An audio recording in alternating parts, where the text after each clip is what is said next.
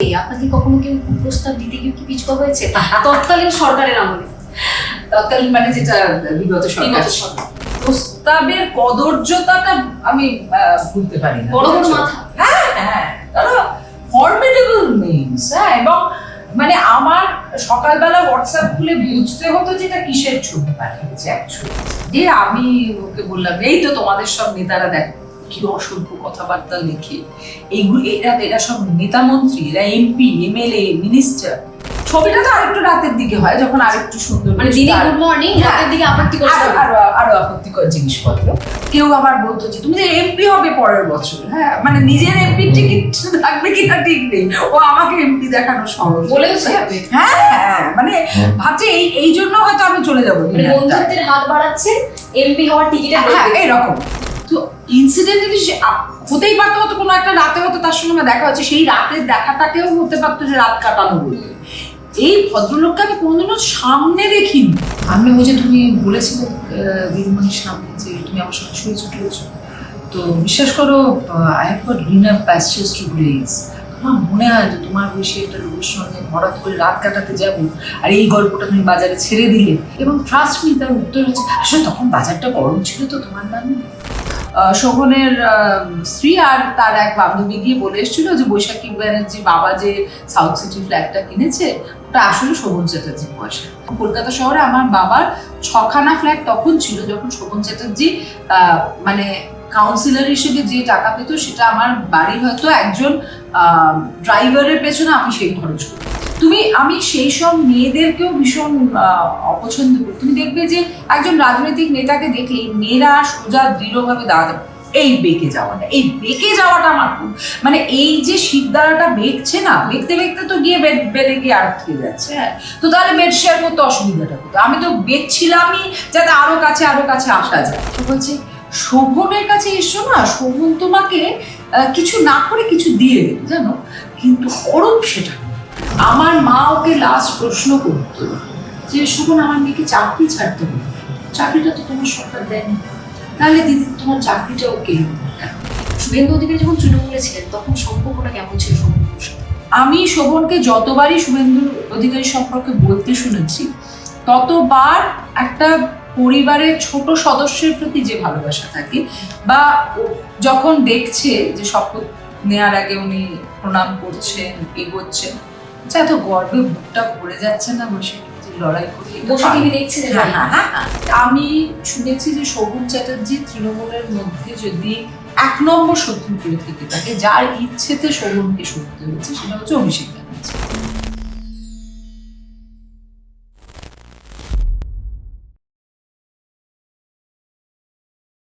নমস্কার, আপনারা দেখছেন বেঙ্গল লিবার্টি।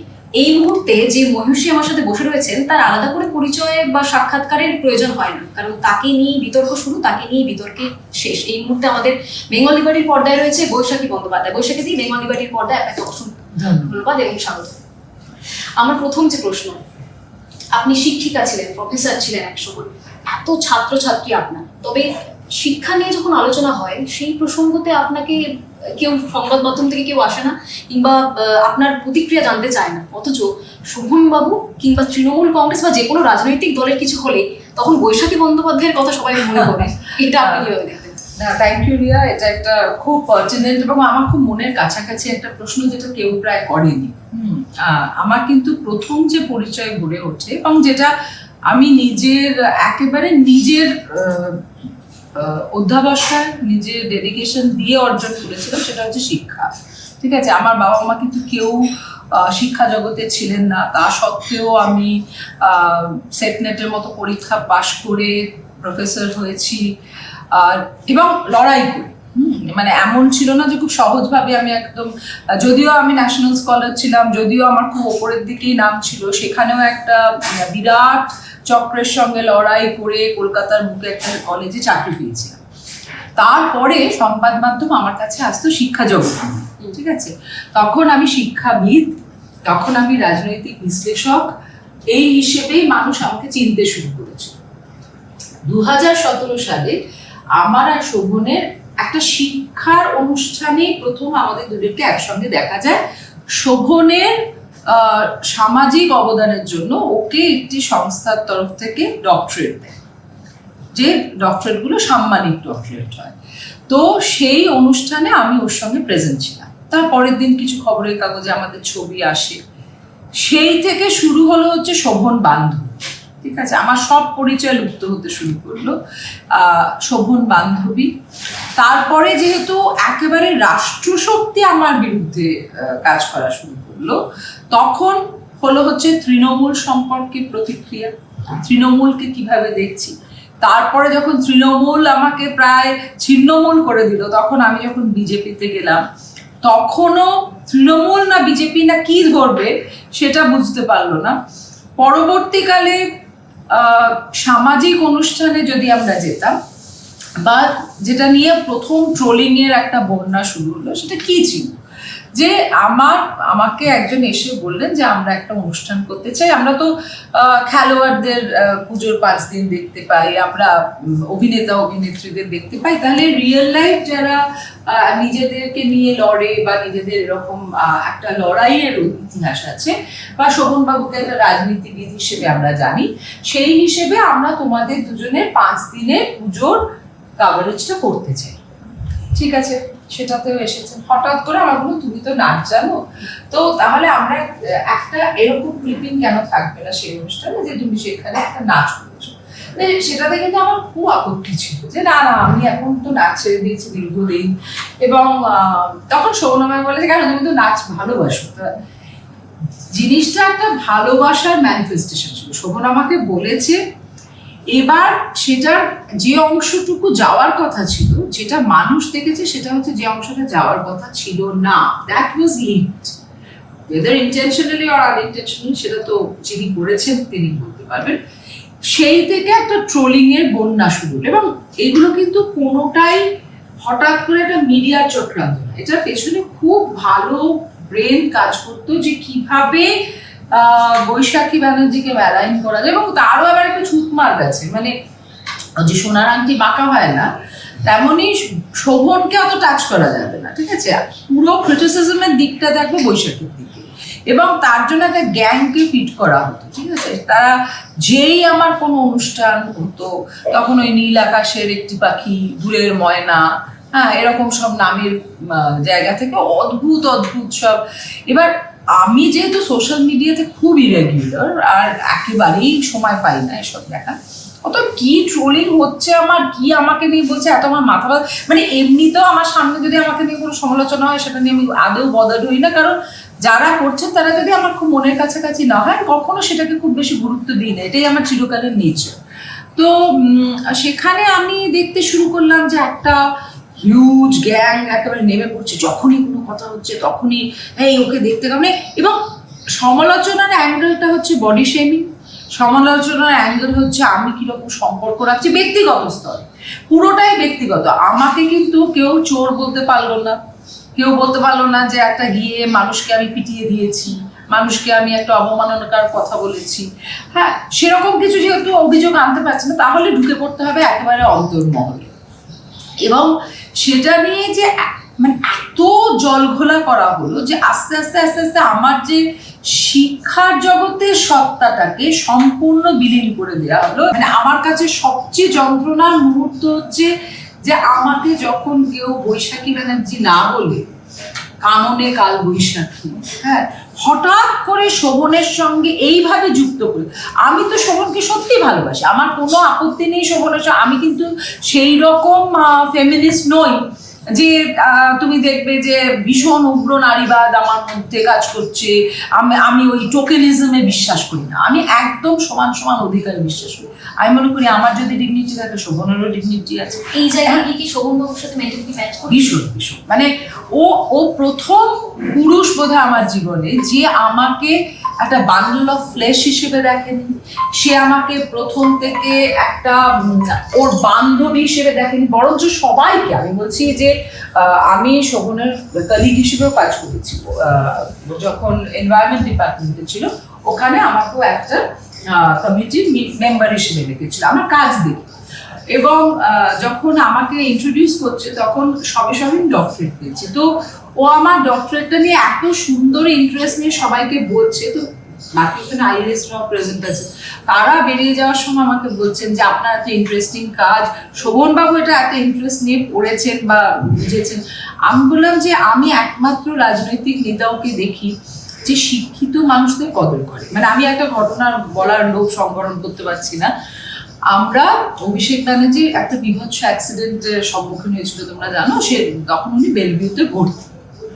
তো ওয়েব কুপার, আমি তখন পোর্টফোলিও হোল্ডার, তো পার্থবাবু বলেন ওয়েব কুপার তরফ থেকে 4-5 জন যাবো, আমরা গিয়ে শুভেচ্ছা জানিয়ে আসবো যাতে দ্রুত আরোগ্য কামনা করি। ঠিক আছে, এবার আমি তো জানি যে যতক্ষণ কেউ ক্ষমতায় থাকে ততক্ষণ তাকে দেখানোর জন্য এত লোক বেশি থাকে। তো 5 জন বলেছে, 50 জন জড়ো হয়েছে। তো ন্যাচারালি একটা হসপিটালের মধ্যে 50 জন ঢুকবে, এটা দেখতেও খুব দৃষ্টিকটু লাগে। যখন আমি দেখছি যে এই প্রক্রিয়া চলছে, তখন আমি আস্তে করে ওই হাসপাতালে একজন কর্তৃপক্ষকে আমি চিনি, আমি তার ঘরে বসে আছি, দেখুন আমি চা খেয়ে বেরিয়ে যাব, এই ভিড়ের মধ্যে আমি সামিল হতে চাই না, কারণ অভিষেকবাবু এমনিতেও সুস্থ হবেন, অমনিতেও সুস্থ হবেন। তো আমার আরোগ্য কামনাটা হচ্ছে মনের ব্যাপার। এখানে এসে আমাকে নাম দেখিয়ে ছবি তুলিয়ে আমার কিছু পাওয়ার নেই অভিষেকবাবু, ঠিক আছে? এবার খানিকক্ষণের মধ্যেই আমি আমাদের তদানীন্তন মন্ত্রী গলা শুনতে পাচ্ছি, তোমরা অসভ্য লোকজন, তোমরা এখানে এসে জড়ো হয়েছে, যাও এখান থেকে বেরিয়ে যাও। তো আমি বুঝতে পারলাম কি ঘটেছে। এবার আমি যখন বেরোচ্ছি, ভূমকে আমার ওনার সঙ্গে, তুমি চলো তাহলে। আমি না না স্যার, আমি আমার বাকি সদস্যরা যেতে পারছে না, এখানে আমি ঢুকে কি করবো? আমাদের কাজ ছিল এখানে ফুলটা পৌঁছানো, শুভেচ্ছা বার্তা দেয়া, এটা হয়ে গেছে, আমি শিওর বাই দিস টাইম এরা করে নিয়েছে, আমি যাচ্ছি। আমরা বেরিয়ে যাচ্ছি, এমন সময় শোভনও ঢুকছে, সঙ্গে ববিদাও আছে, সঙ্গে সুব্রত বক্সিও আছেন, এরা সবাই ঢুকছে। তো কেউ কিন্তু শিক্ষিকারা এইভাবে বাইরে বসে আছে এবং হিউমিলিয়েশনের মধ্যে দিয়ে বেরিয়ে যাচ্ছে, কেউ ফিল করবে।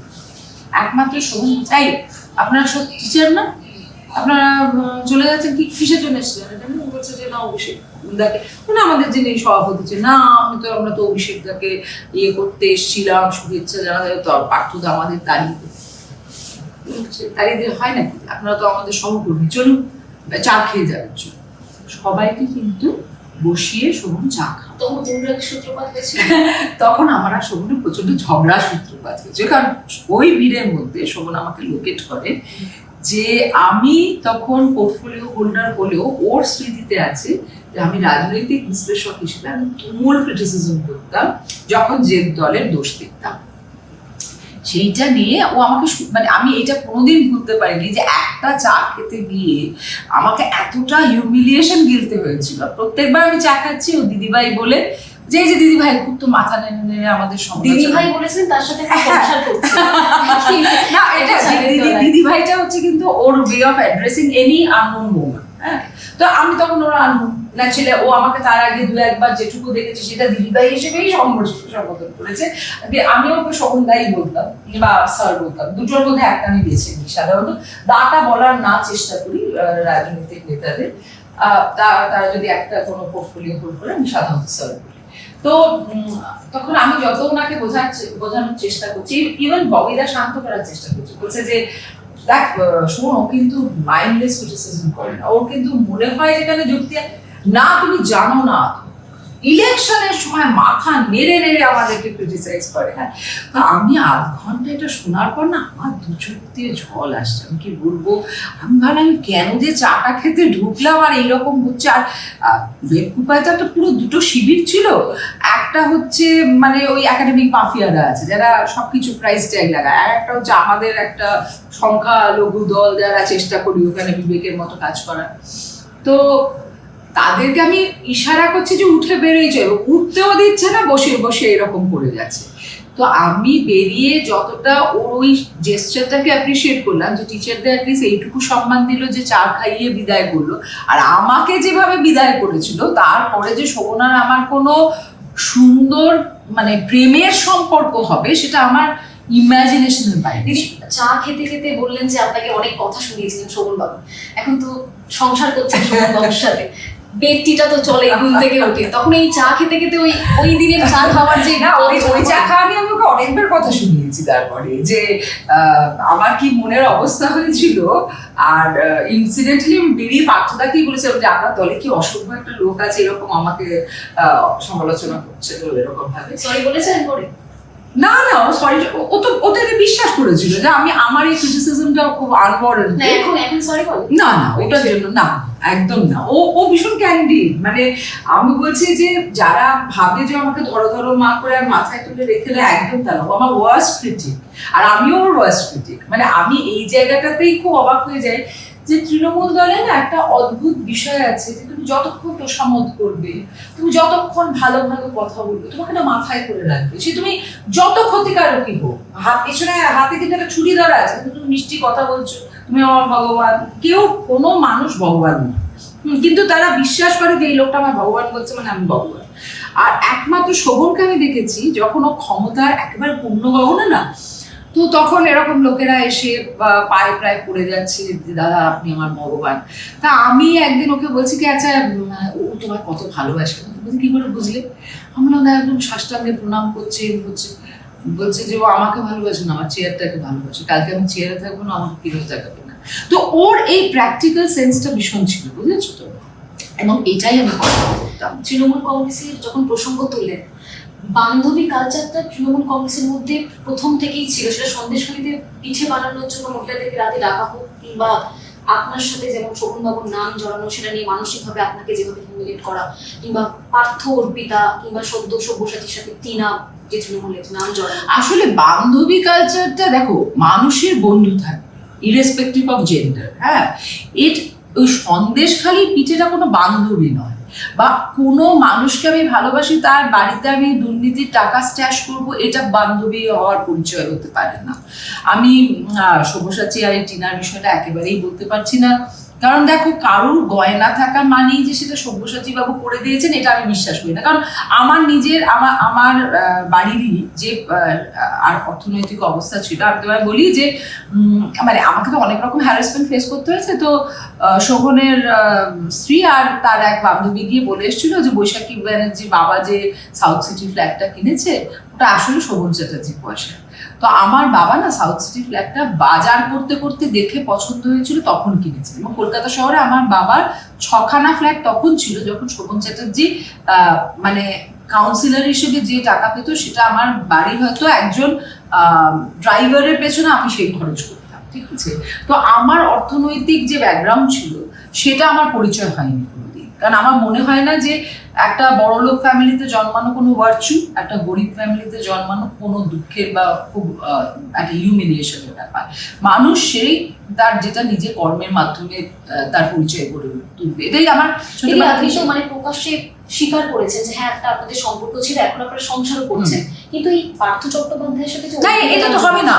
কারণ তুমি আমাকে শোভন কোনোদিন বলেনি যে মানে আমার আর শোভনের একটা ট্রান্সপারেন্সি ছিল প্রথম থেকে। আমি ডে ওয়ান আমি ওকে একটাই কথা বলেছিলাম যে বন্ধুত্ব যখন ছিল, যে একদম পিওর বন্ধুত্ব ছিল যখন, তখনও আমি ওকে একটাই কথা বলেছিলাম যে কোনো কিছু লুকোনো থাকবে না আমার আর তোমার মধ্যে। আমরা যদি আজকে একটা শপিং মলে একসঙ্গে না হাঁটতে পারি তাহলে কিন্তু 4 দেয়ালের মধ্যে কখনো বসে আড্ডা মারবো না। I was safe with Shobhan within the 4 walls। আমার কখনো মনে হয়নি শোভন একটা অন্য জেন্ডার এই বোধহয় আমার উপর ছাপিয়ে পড়বে, এটা আমার কখনো মনে হয়নি। আর আমি আরো যখন দৃপ্তভাবে হেঁটে গেছি কোনো শপিং মলে, বাজার করেছি, একটা 1,500 টাকা শাড়ি কেনা নিয়ে কত কি উঠেছিল যে শোভন গাড়ি গাড়ি শাড়ি কিনে দিচ্ছে বৈশাখীকে। হ্যাঁ, তো আমি 4 বছর বয়স থেকে শাড়ি, আমার মা শখ করে করে 2 মেয়ের যখন কিন্তু তখন আমার একটা কেনা থাকতো, আর আমার দিদির আমার থেকে কয়েক বড় ছিল। তো আমাদের বাড়িতে শাড়ির কালচারটা খুব ছোটবেলা থেকে। আমার শাড়ির জন্য শোভনের সঙ্গে বন্ধুত্ব করতে হবে না। আমার গয়না বাবা মা বা দিদিমা ঠাকুমারা যা রেখে গেছে তারপরে শোভনের কাছে হাত পেতে গয়না নিতে হবে না। ওর বান্ধবী হওয়াটা আমি কোথাও অগৌরবেরও মনে করি, প্রোভাইডেড আমার পরিচয়টাকে শোভন বান্ধবী হিসেবে না। আমাকে এইটা কোনোদিন এই হিউমিলিয়েশন ফেস করতে হয়নি যে শোভন আমাকে কোন জায়গায় নিয়ে গিয়ে বলছে ও আমার বোনের মতো, ও আমাকে রাখি ভাই। এটা করেছেন পার্থবাবু? পার্থবাবু নিজেকে মামা বলেছেন, ওকে ভাগ্নি বলেছেন, আজকে বলছেন ও আমার 1 নম্বর বান্ধবী। তো আমরা দেখেছি সেই সব এলআইসি পলিসি, এইসব হিপোক্রেসিতে শোভন বিশ্বাসী নয়। আর আমি সত্যিকারে বলতে চাই যে আজ যতটা উনি দৃপ্তভাবে বলছেন যে হ্যাঁ অর্পিতা আমার বান্ধবী, সেটা কি ওনার স্ত্রী থাকলেও উনি একই কথা বলতেন? বা আমি জানি না সব্যসাচী বাবু আদৌ বলতে পারবেন কিনা যে ও বান্ধবী। আমার একটাই বক্তব্য হচ্ছে সে শোভন না ভীষণ ট্রান্সপারেন্ট, ভীষণ বেশি ট্রান্সপারেন্ট, সেটার জন্য হয়তো ওকে অনেক কিছু সহ্য করতে হয়েছে, কিন্তু at the end of the day আমি আর ও জানি যে আমরা দুজনে কেউ মুখোশ পরে নিই। আমার হিপোক্রেসি কোনোদিন পছন্দ নয়। আমি প্রথম থেকে বলি যেটা লুকোনো তার মানে সেটা কিছু একটা খারাপ আছে। আমরা যে জিনিসটা সামনে দেখাই না তার মানেই তার মধ্যে একটা অপরাধ বোধ আছে। আমার আর ওর সম্পর্কের মধ্যে কোনো অপরাধ বোধ ছিল না। আমি তো শোভনের স্ত্রী থাকতো যখন তখনও তো ওদের বাড়িতে গেছি। এই তো নয় যে শোভনের স্ত্রী পালিয়ে গেছেন বা সরে গেছেন বা ডিভোর্স হচ্ছে তখন আমার সঙ্গে পরিচয়। আমার সঙ্গে দীর্ঘদিনের পরিচয় ওদের। ওর স্ত্রী আমাকে যখন থ্রেট করে মেসেজ করেছে তখনও আমি সেটা নিয়ে শোভনের সঙ্গে অশান্তি করেছি যে how dare she writes those kind of text to me. কারণ আমার কাছে না একটা জিনিস খুব ক্লিয়ার ছিল, আমি শোভনের থেকে কোনো ফেভার নিতে যাইনি। সাধারণত রাজনৈতিক নেতাদের সঙ্গে বন্ধুত্ব করার যে সমীকরণগুলো হয় যে একটা ল্যাডারে ওঠা, আমি তো অলরেডি নিজের যোগ্যতায় অনেকটা উঠেছিলাম, বরঞ্চ শোভনের জন্য আমার একটার পর একটা জিনিস ছাড়তে হয়েছে। যখন আমাকে ওয়েবকুপার জেনারেল সেক্রেটারি বানানো হয়েছিল তখন আমার পরিচয়টা শোভন বান্ধবী ছিল না, কিন্তু সরানো হয়েছে শোভনের সঙ্গে বন্ধুত্বের জন্য। আমার তাতে কিছু যায় আসে না। আমাকে কমিটি থেকে সরানো হয়েছে শোভনের সঙ্গে পরিচয়ের জন্য।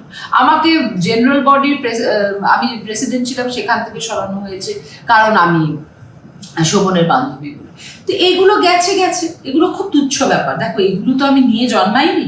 আর যেদিন আমি মারা যাবো সেদিনও আমার নামের পাশে এগুলো লেখা থাকবে না যে আমি গুরুদাস কলেজে গভর্নিং বডি মেম্বার ছিলাম।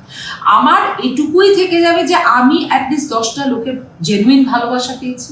তারা আমাকে কেউ মা, কেউ দিদি, কেউ বন্ধু, কেউ বন্ধুর বেশি হিসেবে দেখেছে এবং নিঃস্বার্থভাবে দেখেছে। দিদি, যখন আপনি এই প্রসঙ্গ তুলছেন যে আপনাকে শোভন বাবুর বান্ধবী হিসেবে মানসিকভাবে টর্চার করা হয়েছিল একসময় এবং একটা মিলিতভাবে একটা দল কাজ করেছিল, বেশ কিছু জন অভিযোগ করেন, মানে দাবি অনেকের, যে তৎকালীন যে শিক্ষামন্ত্রী ছিল পার্থ চট্টোপাধ্যায় তিনি আপনাকে কুপ্রস্তাব দিয়েছিলেন। এটা কি সত্যি? না না না না না একদম। সম্পর্ক কেমন ছিল? আমার আর পার্থদার সম্পর্ক খুব ভালো ছিল।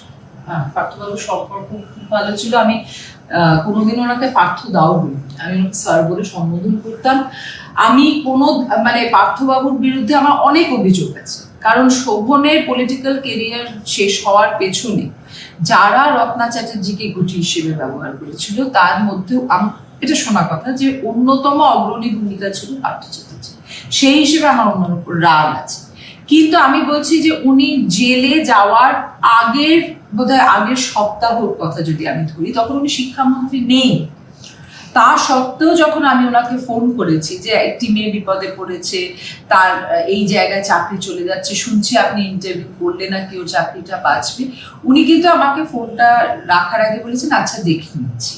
এবং 15 মিনিটের মধ্যে আমার কাছে সেই মেয়েটি কাকা ফোন করে বলে যে ওর চাকরিটা কিন্তু বেঁচে গেল এই যাত্রায়। তো আমি পার্থবাবুর এটা অস্বীকার করতে পারবো না যে আমার জীবনে কিন্তু পার্থ চ্যাটার্জির একটা পজিটিভ রোল ছিল উইদাউট পেইং এনি প্রাইস। মানে কোনোদিন আমি ওনাকে প্রণাম করেছি তো উনি আমাকে কোনো ব্যাড টাচ পর্যন্ত করেন, যা আমি কেন বলবো যে উনি আমাকে কোনো প্রস্তাব দিয়েছেন বা দিয়েছেন। হ্যাঁ, অনেকেই বলতো, আমি যে কারণে বলেছি যে এই যে সন্দেশখালির পিঠে, তো অনেকে বলতো উনি নাকি মাংস খেতে চান তাদের হাতে, তারা মাংস বাটি নিয়ে যেত রবিবার। এগুলো সমস্ত দেখো আমি অনেককে দেখেছি যেতে, অনেকে দাবি করেছেন যে পার্থদা তাকে অমুক জায়গায় দেখেছে। আমার কিরকম মনে হয় জানো, যে আমি ঘোরতর খুব খারাপ চরিত্রের মানুষও দেখেছি আর ভীষণ সৎ চরিত্রের মানুষও দেখেছি। মেয়েদের সঙ্গে একান্ত যদি সে লাস্টফুল একটা মানে অ্যানিমাল না হয়, সে কিন্তু নিজের দায়রাটা বুঝে যায় যে এর থেকে বেশি আমি ক্রস করলে কিন্তু রিয়াক্ট করবে। আমাকে অনেকেই যখন বলেছে যে দ্য ভেরি মেন রিজন যে তোকে কখনো পার্থদা একটা খারাপ প্রস্তাব দেয়নি, তার কারণ হচ্ছে যে পার্থ চ্যাটার্জি জানতেন যে তোকে যদি খারাপ কথা বলে তার রিটালিয়েশন। এবং উনি জানতেন যে আমি মানে লড়াকু, আমি স্পষ্টভাবে বলে দিই। ইনফ্যাক্ট শোভন আমাকে খুব মজা করে বলতো আমি কিন্তু পার্থদা নই, হ্যাঁ ওই মেজাজে আমার সঙ্গে করতে আসবে না, যেদিনকে করবে আমি তোমাকে বলবো যে your service is no longer required, you can go. আমি পার্থদার সঙ্গে কিন্তু মানে একদম সামনাসামনি ঝগড়া করেছি, ঝগড়া বলতে আমি কি খারাপ ভাষায় বলবো, কিন্তু আমার যে পয়েন্টটা মনে হয়েছে সেটা যতটা ওনার গ্রহণ করার উনি করেছেন, যতটা ফেলে দেওয়ার উনি দিয়েছেন। কিন্তু পার্থ চ্যাটার্জি আমাকে কখনো প্রস্তাব দিয়েছেন যে তোমাকে এই কাজ করার জন্য ওই কাজ করার, বরঞ্চ উনি তো যে সময় আমাদের চাকরিটাকে সালভেজ করেছিলেন, ওনার মানে উনি যদি সত্যিকারে চাইতেন, উনি তখন যদি বলতেন, তখন আমরা এত মরিয়া লড়াই করতে, তখন আমরা জানি না যে আমরা কিভাবে সেটাকে নিতাম। আমরা কি তখন সত্যিকারে চুপ হয়ে যেতাম, নাকি লড়তাম, কি করতাম আমরা জানি না। কারণ তিনটে মানুষ প্রায় 4 বছর ধরে আমরা একটা সিস্টেমের সঙ্গে লড়ছি, কোর্টে জিতছি একবার করে পলিটিক্যাল মানে বিলের জন্য আমরা, মানে ল্যাক অফ বিলের জন্য আমরা চলে যেতে হচ্ছে আবার লড়াইয়ের ক্ষেত্রে, এবং তোমার মাইনে আসছে না, আর তুমি মানে মানে লক্ষ লক্ষ টাকা খরচ করে তুমি কোর্টে যাচ্ছ, হাইকোর্টে। এটা কোনো প্লেজেন্ট এক্সপিরিয়েন্স তো হতে পারে না কারোর জন্য। কিন্তু তখনও কিন্তু আমি দেখিনি যে পার্থ চ্যাটার্জি আমাকে কখনো কোনো একাধিক মহিলার অভিযোগ করে যে পার্থ চট্টোপাধ্যায়ের সাথে অনেক মহিলাদের সংযোগ ছিল, বা অর্পিতার নাম বারবার উঠে আসে। দেখো, অর্পিতার সঙ্গে কি সম্পর্ক ছিল সেটা অর্পিতা বলতে পারবে। আমি অর্পিতাকে একবারই দেখেছিলাম, মানে তখন আমি তাকে নিশ্চয় অর্পিতা বলে বুঝিনি, কিন্তু আমি ওনার বাড়িতে একবার দেখেছিলাম। তো আমার দেখো, আমি না একটা ছেলে আর একটা মেয়ে যদি একসঙ্গে বসেও থাকে, আমার কখনো মনে হয় না যে তাদের ভেতরের সম্পর্কের রসায়নটা কি, এটা আমায় খুঁজে বার করতেই হবে। আমার এরকম কোনো ইনকুইজিটিভনেস নেই। মানে পার্থ চ্যাটার্জি আমার কাছে শিক্ষামন্ত্রী ছিলেন, শিক্ষা দপ্তরের সমস্যা নিয়ে আমি ওনার কাছে যেতামই, এবং আমার কাছে একটা বিষয় ছিল যে উনি খুব চটজলদি তার রেজলিউশন, কারণ উনি জানতেন যে বসে ফেলে রাখবেন, উনি জানতেন আমি ইমপেশেন্ট হয়ে যাই, যে কারণে আমি ওনাকে একবার মনে করে বলেছিলাম যে কি ব্যাপার বলুন তো, মনোজিৎ আপনার কাছে একটা অ্যাপয়েন্টমেন্ট চাইলে আপনি সঙ্গে সঙ্গে দিয়ে দেন, আর যে বৈশাখী ব্যানার্জির নাম আসে, আপনি যখন পূর্ণিমা অমাবস্যা বিভিন্ন তিথি বেছে বেছে 3 সপ্তাহ পরের একটা ডেট দেন, উনি এসে বললেন মনোজিৎ ধৈর্যবোধা, তোমার ধৈর্যবোধ দেখেছো, তোমাকে আমি যদি 10:30টায় ডাকি, 11:15 তুমি আমাকে একটা হোয়াটসঅ্যাপ করে, sir I think you are busy, I will come next time any day when you are free। আর মনোজিৎকে যদি আমি ডাকি 1টার সময়, আমি 3টের সময় ওর সঙ্গে 2 সেকেন্ড কথা বললেও ও কিন্তু পেশেন্টলি সেখানে দাঁড়িয়ে কথা বলে আমার সঙ্গে যায়। তো উনি আমায় জানতেন, এবং জানতেন বলেই হতে পারে হয়তো ওনার এই দিকটা ছিল। যেমন আরো অনেক নাম শোনা যায়, আসানসোল ইউনিভার্সিটির একটি মেয়ের নাম শোনা যায়, এবং বিষয়টা কি জানো তো, আমরা তো ফ্লন্ট করতে ভালোবাসি। স্পেশালি আমি যেমন, এটা যেমন তুমি একটা মেয়ে হিসেবে আমার একটা যন্ত্রণার কথা বলছো যে কেন আমাকে এইভাবে আমার পুরো সত্তাটাকে শেষ করে দিল, তেমন অনেক মানুষ না অনেকের বান্ধবী হিসেবে পরিচয় দেওয়ার মধ্যে একটা আনন্দ পায়, রয়েছে এই অবশ্যই। মানে আমি তোমায় বলি যে আজ একজন কাউন্সিলরকে নিয়ে খুব আলোচনা হচ্ছে, তার অফিসে নানান সুন্দর সুন্দর জিনিস পাওয়া যাচ্ছে, তার সঙ্গে ডে 1-এর আলাপ, ঠিক আছে, তিনি আমাকে একটু অবলীলায় বলছেন তুমি একদম ঠিক জায়গায় এসেছো, জানো তো, জায়গাটা হচ্ছে শোভন চ্যাটার্জি, ঠিক আছে। আমি বললাম যে কিরকম, তা বলছে শোভনের কাছে এসছো না, শোভন তোমাকে কিছু না করে কিছু দিয়ে দেবে, জানো, কিন্তু অরূপ সেটা নয়। আমি তখন ভাবলাম যে মেয়েটি কি স্টুপিড, নাকি বুঝছে না যে আমি এই কথাটার থেকে কি নির্যাস নিচ্ছি, যে আমি তার মানে কিন্তু ঘুরছি কার থেকে কি পাবো বলে, তাই তো আমি তো সেটাই মিন করলাম যে শোভন আমাকে না চাইতে দেয় কিন্তু কিছু করে না, আরো কিছু করবে কিন্তু আমাকে কিছু দেবে না, তাহলে আলটিমেটলি রিসিভিং এন্ডে তো আমি কেন শোভনের কাছেই যাবো, আর কেন অরূপের কাছেই যাবো? আমি অরূপবাবুর কাছে তখন যেতে পারতাম যদি বিদ্যুৎ দপ্তর আমার কোনো সমস্যা না। অরূপবাবু আমার মানে আমি যেখানে জন্মেছি বিবালিপুরে আমার এখন একটা বাড়ি আছে, সেইখানে উনি ওনার তো জায়গা, ওনার বৃত্ত। আমি টালিগঞ্জে থাকতাম, উনি প্রচারে আসতেন, আমি কখনো দোতলা থেকে একতলায় নামিনি ওনার সঙ্গে উঠবো, তাই ফিল লাইক আমার মনে হয়নি যে ওনার সঙ্গে আমার দেখা করাটা দরকার। মানে আমার খুব দেখো ভেতর থেকে একটা তীব্র ঘৃণা উঠেছিল। মানে আমি তার পরের দিন শোভনকে একটা কথা বলেছিলাম যেটা খুব আনচারিত্রিক, কিন্তু আমি বললাম যে জানো তো, আমার রাজনৈতিক নেতাদের থেকে না পিটি হয় এই জন্য যে তোমরা যাদের সঙ্গে মেশো তারা প্রিভেসি পর্যন্ত মেনটেন করে না। আমরা অনেক সময় বলি না, রেড লাইট এরিয়া নিয়ে ভীষণ নিচু চোখে দেখি, তাদের দেখবে তাদের ঘরে যে বাবুটি যায় তার পরিচয় নিয়ে কিন্তু দ্বিতীয় বাবুর সঙ্গে আলোচনা করে না। কিন্তু এইসব ফ্লিটিং মহিলারা যারা পুরুষকে ব্যবহার করে একটা সামাজিক ল্যাডারে ওঠে, তারা এই নামগুলো বলতে খুশি হয়, ভীষণ আনন্দ বোধ করে, কারণ ওইটা দেখিয়ে, ওই ছবিগুলো দেখিয়ে তারা বাজার থেকে তোলা তোলে। এবং তোলাবাজির নানান ধরন আছে। এখন মানে তৃণমূলের যখন এইরকম সিচুয়েশন, একটা চৌঠা মেয়ের পর একের পর এক প্রাক্তন মন্ত্রী নেতাদের, আপনি যেটা বললেন যে অফিস থেকে বিভিন্ন জিনিস সামগ্রী পাওয়া যাচ্ছে, তাদের নাম বেরিয়ে আসছে, তাদের সাথে বেড শেয়ার করতে হতো, আমি প্রকাশ্যে বলছি, বেড শেয়ার করতে হতো, তারপরেই কোনো কাজ হয়ে যেত। আপনি কি অবাক হয়েছিলেন নাকি আপনি জানতেন আগে থেকে? এটা আমি বলে নয়, যারাই রাজনৈতিক দলগুলোর একটু কাছে এসেছে বা রাজনৈতিক নেতাদেরকে চেনার কোনো না কোনো সুযোগ ঘটেছে, তারা এটা একদম জানে। আপনি অবাক হয়েছিলেন বৈশাখী নাকি আপনি তো জানতেন? আমি একদম অবাক হইনি। আমি আরো আগে ভেবেছিলাম যে এগুলো এক্সপোজড হবে, কারণ দুর্নীতির একটা না হয় না যে একটা স্যাচুরেশন পয়েন্ট, সেটা কিন্তু ক্রস করে গেছিল। মানে আমি বলছি যে বান্ধবী থাকতে পারতো, একটা মানুষকে নিয়ে মানুষ খুশি নয়, আর একটা মানুষের সঙ্গে মানে যদি একটা মনের সংযোগ হতো বা মানসিক এক্সচেঞ্জ হতো, সেটা একটা। এটা হচ্ছে কিছু কিছু ক্ষেত্রে পিওর গিভ অ্যান্ড টেক ছিল, যে I surrender and you give me something. আর একটা ছিল হচ্ছে বলপূর্ব, সেকেন্ডটাকে আই কন্ডেম। প্রথমটা তো it is a licence relationship, it's a consensual relationship.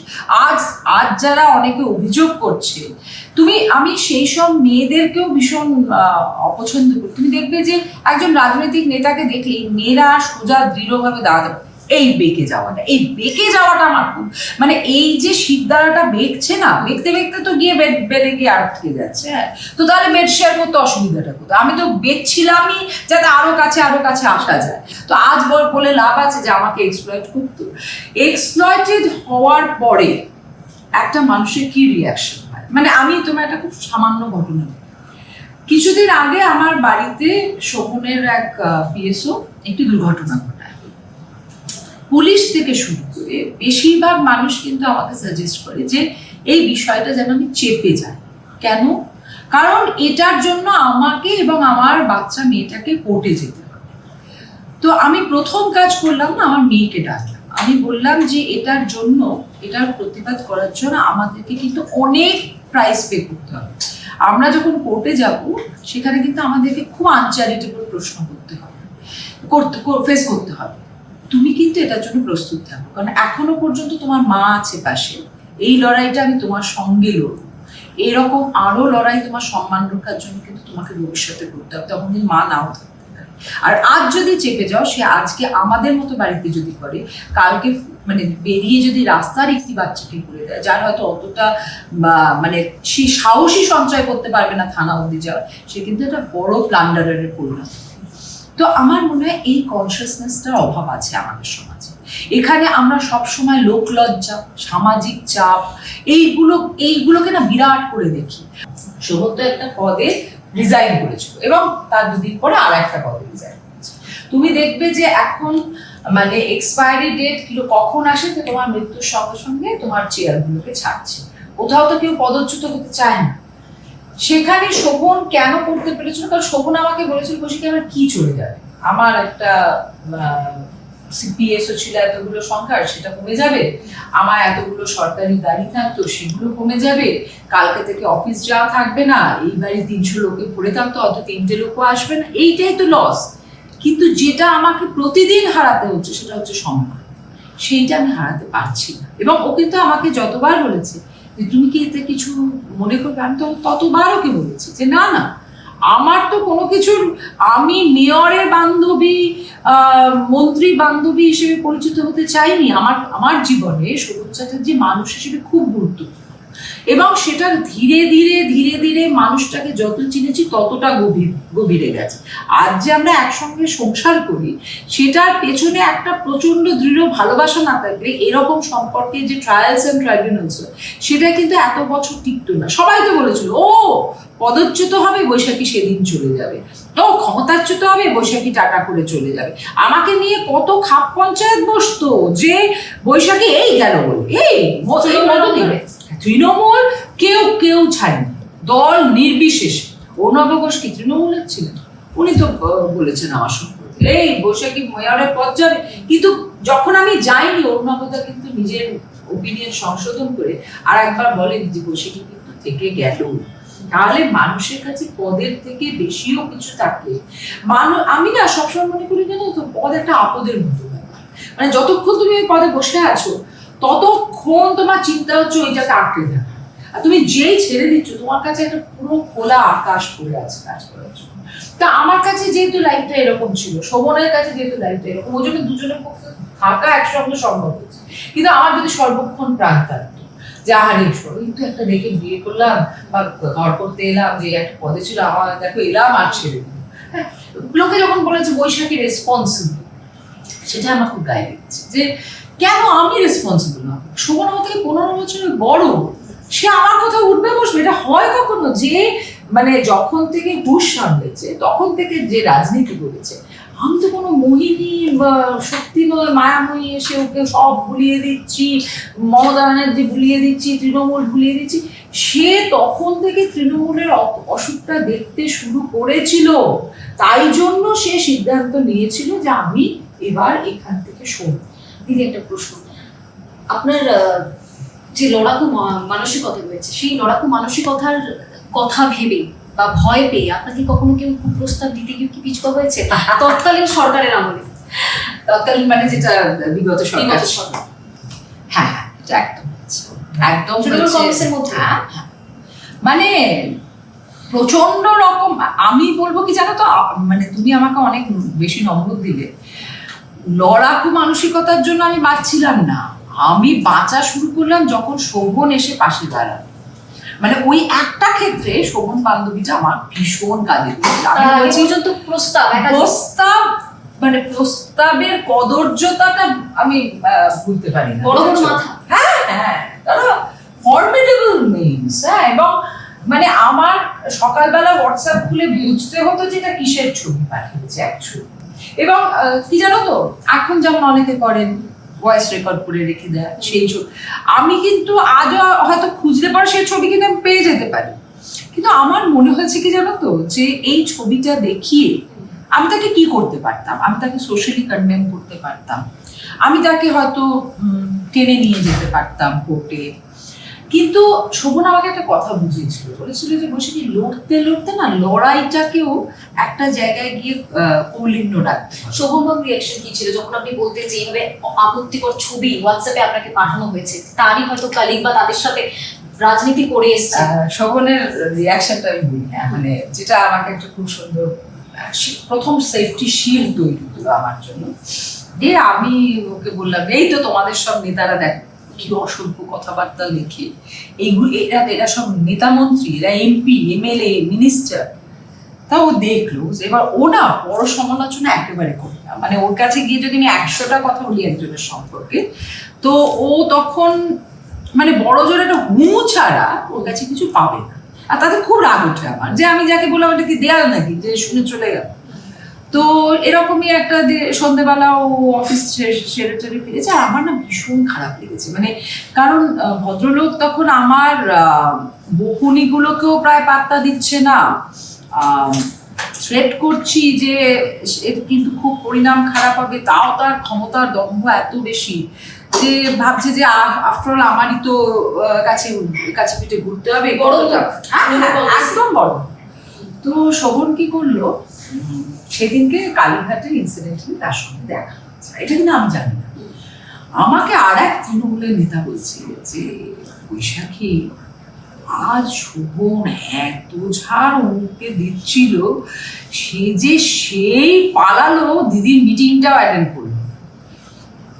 আমি তো তখন ভাবছি যে আচ্ছা, যে আমার কথা মানে এটা তো একটা পারফেক্ট হিরো হওয়ার সুযোগ।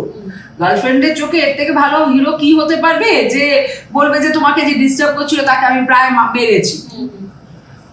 আমি ভাবছি কখন শোভন সারাদিনে বলবে আমাকে, আমি তো উস্কুস করছি যে শুনবো আফটার অল একটু ভালো করে। আমি তো জেনে গেছি ততক্ষণে, এবং সে সঙ্গে সঙ্গে দেখলাম সবকিছু আর কি স্থির হয়ে গেছে। আর কিন্তু গুড মর্নিং গুড আফটারনুন আসছে, ছবি পাঠানো বন্ধ। ছবিটা তো আরেকটু রাতের দিকে হয়, যখন আরেকটু সুন্দর, মানে দিনে গুড মর্নিং, রাতের দিকে আপত্তিকর আরো আপত্তিকর জিনিসপত্র। তো তারপরে আমি আর না থাকতে পারে, আমি না তোমার আজকে ওদের সঙ্গে দেখা হয়েছে। তার বললাম যে কি বললে, কেন কি দরকার? না তুমি বকলে না একটু? বকার মতো কাজ তো করেন, এরা সব মার খাওয়ার মতো কাজ করে। যারা আমাদের মতো জায়গায় বসে নিজেদেরকে কন্ট্রোল না করতে পারে না, বসে কি তারা কোনো মানুষ নয়। আর যে তোমাকে করছে না তার মানে সে আরো 10 জনকে পুরো অভ্যস্ত বলেই তোমার দিকে সাহস করেছে। তা আমি এটাই বললাম, দিদিমণির বাড়ির সামনে গঙ্গা আছে, তো তো এই সব ছেলেদেরকে না আরো আরো কম বয়স হলে না মেরে পাট পাট করে গিয়ে গঙ্গায় গিয়ে চুবিয়ে দিয়ে আগে গঙ্গা স্নান করাতাম, যে আগে নিজেকে শুদ্ধ কর তারপরে রাজনীতিতে আয়। ঠান্ডা হয়ে বলবো একদম, মানে এটা কিন্তু চা খেতে খেতে আমাকে গল্প করছে, যেন মনে হচ্ছে যে প্রতিদিনের যা বলে আর কি, যে অমুক জায়গায় জল জমেছে, এটা এত তাড়াতাড়ি নামবে। তো ওই জল, ময়লা জল নেমে যাওয়ার মতো এই লোকটাকে আমার জীবন থেকে পার্মানেন্টলি নামিয়ে দিল। এবার একটা কাককে মেরে যে কত কাককে বার্তা দিয়ে দিল। আমি দেখলাম যে যে কটা কচি প্রেমিক গজিয়ে উঠেছিল সেগুলোও কিন্তু একদম শেষ হয়ে বৈশাখী গেল। বন্দ্যোপাধ্যায় প্রেমিকদেরকে ইনডিরেক্টলি মেরে শেষ করে এরা তো দিল। কেউ প্রেমিক নয়, এরা কেউ কেউ প্রেম কথাটা মানে জানে না। এরা মহিলাদেরকে কিছু পাউন্ড অফ ফ্লেশ দেখে এবং ভাবে যে আফটারঅল কিছু তো লোভ থাকবে, আফটারঅল অ্যাসোসিয়েট প্রফেসর হওয়ার জন্য, প্রফেসর হওয়ার জন্য, ভাইস চ্যান্সেলর হওয়ার জন্য কিছু তো একটা করবো। হ্যাঁ, কেউ আবার বলতো যে তুমি এমপি হবে পরের বছর। হ্যাঁ, মানে নিজের এমপি টিকিট থাকবে কিনা ঠিক নেই, ও আমাকে এমপি দেখানো সহজ বলেও যাবে। হ্যাঁ হ্যাঁ, মানে ভাবছে এই জন্য হয়তো আমি চলে যাবো মানে বন্ধুত্বের হাত বাড়াচ্ছে এমপি হওয়ার টিকিটে। হ্যাঁ এরকম। তো সেই জায়গাগুলো না আমার কাছে খুব ইন্টারেস্টিং লাগতো। আর আমি দেখলাম যে উইদাউট ব্লাডশেড এতগুলো শত্রু নিধন শোভন যা করে দিল, তা আমার যে কি উপকার হলো। এবং আজ আমি একটা জায়গায় খুব খুশি জানো, যে আমি বেরোলে পরে আমি মহিলাদের এত ভালোবাসা পাই। এবং সেটা একটা খুব কন্ট্রাডিকশন, যে মহিলাদের চোখে আমার চিত্রটাকে বিবর্ণ করার জন্য কোনো কসরত কেউ ছাড়ে, ঠিক আছে, কিন্তু সেই মহিলারাই আমাকে সবচেয়ে বেশি ভালোবাসে। তাদের মধ্যে একটা শ্রেণী ভালোবাসে যে আপনি আপনার টার্মসে জীবনযাপন করেন, এটা আমরা করতে পারি না, আপনাকে এই জন্য রেসপেক্ট করি। আর এক দল ভালোবাসা হচ্ছে যে নিজে লড়াই করে নিজের সত্তাটাকে টিকিয়ে রেখেছে কারোর কথা পাত্তা না দিয়ে, সেটার জন্য। দিদি, এই যে মানে শোভনবাবু আপনার সদ্য গজিয়ে ওঠা প্রেমিকদেরকে নিধন করলেন, তারা কি পরবর্তীকালে কি তারা এই আর্জিকর আন্দোলন হোক কিংবা মহিলাদের উপর অত্যাচার কেন্দ্রিক যে আন্দোলনের পথে নামাবো তৃণমূল কংগ্রেসে, তারা নেমেছে? না মোমবাতি হাতে? না, কোনোদিন দেখিনি। তারা এই সাহসটাও করতে পারবে না, কারণ তারা জানে যে তারা যেই মোমবাতি জ্বালাতে যাবে না, অনেকে বসে আছে ফু দিয়ে নিভিয়ে দেবে। কারণ আমি তো কাউকে ছাড়ি না, আমি এ ব্যাপারে খুব স্পষ্ট। আর মানে আমি বলি যে আমি এ ব্যাপারে এতটাই স্পষ্ট যে কোনো এক ব্যক্তি আমার সম্পর্কে বলেছিল যে বৈশাখীর সঙ্গে তো আমি অনেক রাত কাটিয়েছি, ঠিক আছে। তো ইনসিডেন্টালি হতেই পারতো, হয়তো কোনো একটা রাতে হয়তো তার সঙ্গে আমার দেখা হচ্ছে, সেই রাতের দেখাটাকেও হতে পারতো যে রাত কাটানো বলতে। এই ভদ্রলোককে আমি কোনোদিনও সামনে দেখিনি, ওদের 2 দিন ফোনে কথা হচ্ছিল, এটা ঠিকই। তার কর্মসূত্রেই সে আমায় ফোন করেছে বলে, তখন আমি কিছু আইডিয়াস তার সঙ্গে ডিসকাস করছি, সে কিন্তু দিদিমণিকে এটা বোঝানোর জন্য যে বৈশাখী কতটাই দুশ্চরিত্রের বা বৈশাখী এতটাই অ্যাভেলেবেল যে আমিও তাকে অ্যাকচুয়ালি এনজয় করেছি। তো প্রথম যেদিন আমি দিদিমণির বাড়ি যাই, সেদিনকে এই ভদ্রলোক বসেছিল। তা আমার তো দেখেই সেই পুরোনো কথাটা মনে পড়ে গেছে, বুঝেছো। এবং শোভন আমার চোখ দেখে বুঝতে পারছে যে আমি এবার তাকে তো খুব সহজে ছাড় দেবো না। তো তিনি তার নিজের গ্রেভটা নিজেই দিক করে বললেন যে আরে বৈশাখীর নাম অনেক শুনেছি, এই প্রথম দেখলাম। মিথ্যে কথা বললে তো মনে রাখাটা মুশকিল হয়।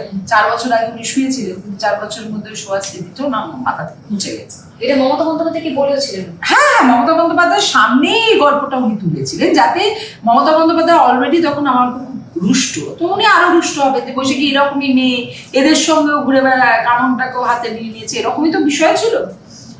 তো আমি তখন বললাম যে আর ইউ শিওর আপনি আমার প্রথম দেখছেন? হ্যাঁ হ্যাঁ, তোমার নাম অনেক শুনেছি।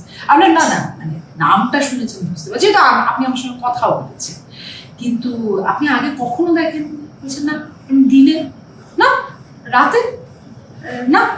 আমি তাহলে এই শোয়া টোয়াগুলো কি ভার্চুয়াল ছিল? সামনে বলে একদম। আমি ঠিক এবার শোভন বলছি ছাড়ো না, আচ্ছা না না দাঁড়াও না, আমার এটা খুব ইন্টারেস্টিং। আমি ওই যে তুমি বলেছিলে দিদিমণির সামনে যে তুমি আমার সঙ্গে শুয়েছো টুয়েছো, তো বিশ্বাস করো, I have got greener pastures to grace.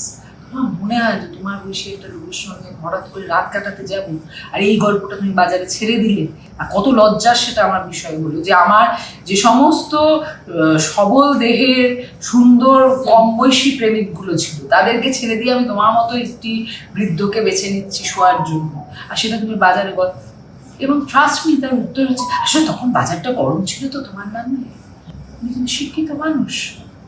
মানে এই নয়, বুঝতেই পারছো মুখ্যমন্ত্রীর একেবারে ভেতরে ঘরে বসে আছেন, মানে একেবারে হেলাফেলা কেউ নন। তাহলে তার গলা কাঁপেনি সেদিনকে এটা বলতে যে বসিকের সঙ্গে আমি রাত কাটিয়েছি, মানে তখন এটা হট টপিক অফ ডিসকাশন ছিল। অতএব এইটা বলে দাও। তৃণমূল কংগ্রেসের এই ধরনের যে 420 নেতা মন্ত্রীরা ছিলেন যারা আপনাকে কুপ্রস্তাব দিতেন, গুড মর্নিং টেক্সট করতেন, শোভনবাবু কতটা বাঁচিয়েছিল আপনাকে? না, আমাকে 100% বাঁচিয়েছে। মানে আমি বলি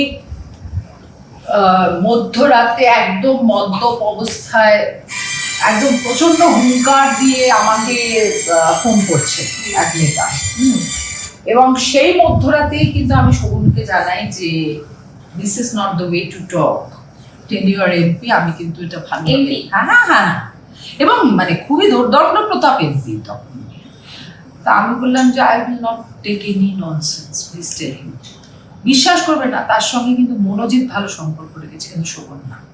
শোভন কিন্তু সেই মুহূর্তে, তখন আমি কিন্তু মনোজিতের স্ত্রী আর শোভনের শুধুই বন্ধু, কিন্তু তা সত্ত্বেও শোভনের কাছে আমার সম্মানটা এত গুরুত্বপূর্ণ ছিল যে যে যেখানে একটুও টাচ করেছে, তুমি এটা দেখবে যে ও আমার জন্য যতটা নিজের বুকে নিয়েছে ততটা ওর নিতেই হতো না। আজকের দিনে যাদেরকে আমি দেখতে পাচ্ছি তারা সরাসরি ডিনাই করে দেয় যে না না ও আমার বান্ধবী নয়, না না ওকে তো আমি চিনি না, ওর সঙ্গে একটা অনুষ্ঠানে দেখা হয়েছিল বড় জোর।